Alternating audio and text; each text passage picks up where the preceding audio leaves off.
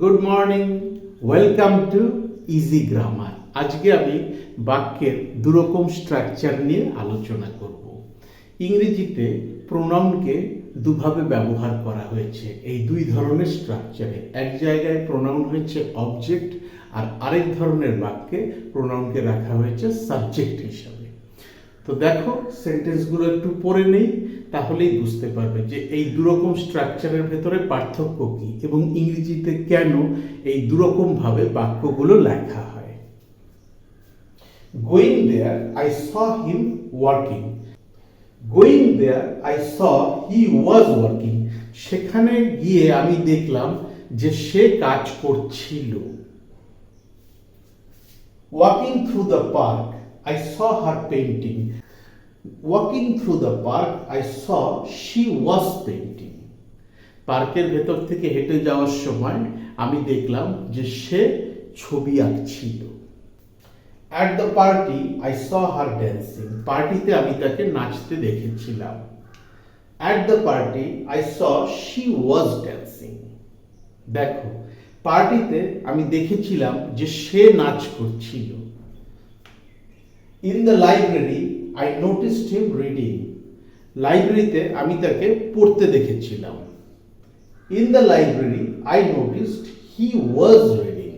লাইব্রেরিতে আমি দেখেছিলাম যে সে বই পড়ছিল বা সে পড়াশোনা করছিল। তো এই যে দুই ধরনের সেন্টেন্স, এই দুই ধরনের সেন্টেন্স কেন ইংরেজিতে ব্যবহার করা হয়? কারণ এর অর্থ তো খুব কাছাকাছি। তাহলে এই দুরকম স্ট্রাকচার ব্যবহারের কারণ কি? কারণ একটাই, সেটা হচ্ছে এই দিকের যে সেন্টেন্সগুলো, এখানে প্রোনাউনকে অবজেক্ট হিসাবে ব্যবহার করা হয়েছে।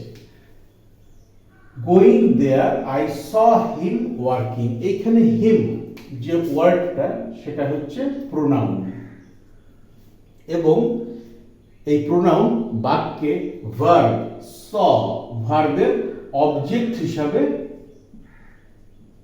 বসেছে।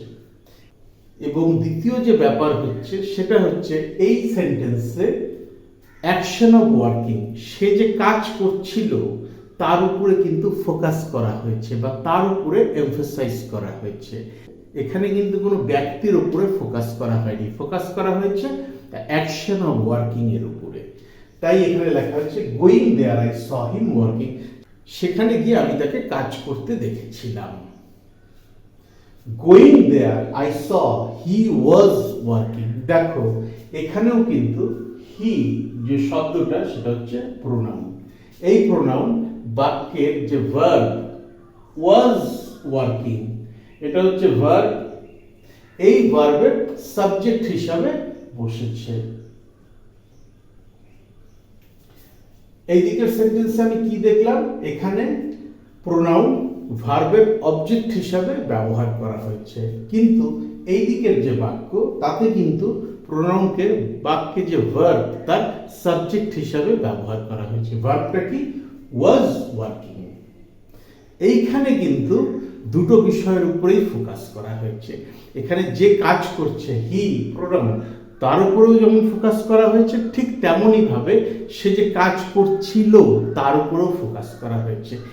এই সেন্টেন্সে দুটো বিষয়ের উপরে ফোকাস করা হয়েছে বা জোর দেওয়া হয়েছে, সেটা হচ্ছে যে কাজ করছিল তার উপরেও, এবং দ্য অ্যাকশন অফ ওয়ার্কিং, কাজের উপরেও কিন্তু জোর দেওয়া হয়েছে। কিন্তু প্রথম যে সেন্টেন্সটা এইদিকে going there I saw him working, সেখানে কিন্তু শুধুমাত্র দ্য অ্যাকশন অফ ওয়ার্কিং এর উপরে জোর দেওয়া হয়েছে। Walking through the park I saw her painting, পার্কের ভেতর দিয়ে হাঁটার সময় আমি তাকে ছবি আঁকতে দেখেছিলাম। এইখানে যে ছবি আঁকা যে ব্যাপারটা, তাকেই প্রাধান্য দেওয়া হয়েছে। সুতরাং এই বাক্যটাও যদি আমরা অ্যানালাইজ করি তাহলেও কিন্তু আমরা একই জিনিস পাবো। Walking through the park I saw her painting, এইখানে হার প্রোনাউন, প্রোনাউনটা কি হিসাবে বসেছে বাক্যে? এখানে অবজেক্ট হিসাবে বসছে। কিসের অবজেক্ট? ভার্বের অবজেক্ট। স ভার্বের অবজেক্ট হিসাবে বসেছে।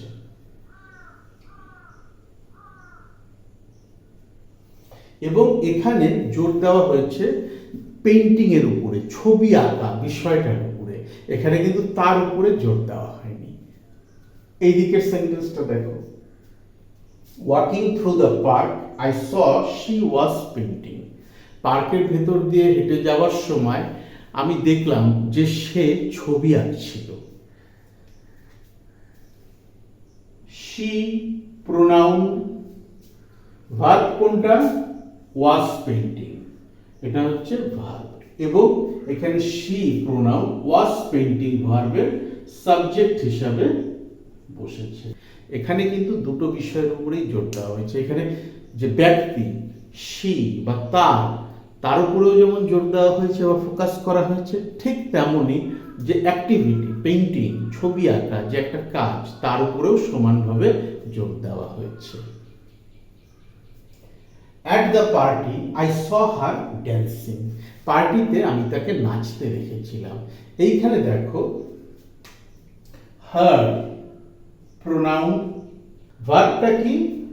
স, আই স হার ড্যান্সিং। এখানে দেখো এই স ভার্বের অবজেক্ট হিসাবে এখানে আমরা প্রোনাউন হারকে ব্যবহার করলাম এবং এইখানে আমরা ফোকাস করলাম তার নাচের উপরে। এই পুরো অংশটার উপরে আমরা কিন্তু ফোকাস করলাম, যে সে যে নাচ করছিল নাচের উপরেই কিন্তু আমরা এমফাসাইজ করলাম, জোর দিলাম, তাকেই প্রাধান্য দিলাম। এখানে কিন্তু কোনো ব্যক্তি প্রাধান্য পেল না। এই দিকের সেন্টেন্সটা দেখো, at the party I saw she was dancing. She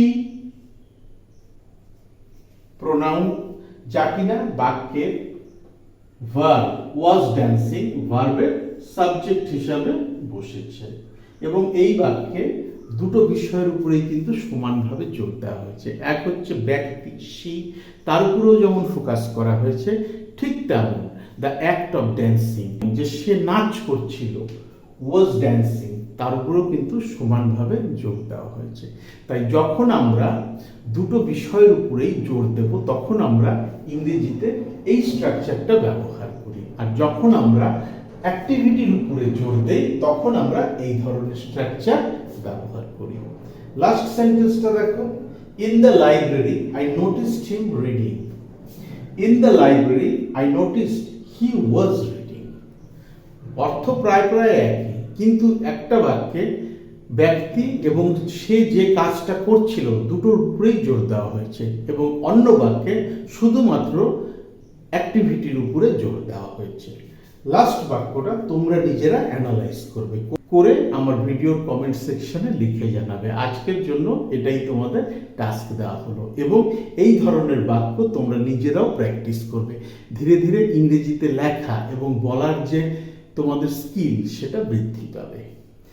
কোথাও যদি আটকে যায়, বুঝতে অসুবিধা হয়, ভিডিওর কমেন্ট সেকশনে লিখে জানাও। ডেসক্রিপশন বক্সে আমার ইমেল অ্যাড্রেস দেওয়া আছে, চাইলে সেখানেও যোগাযোগ করতে পারো। Thank you so much for your time and attention. Have a nice day.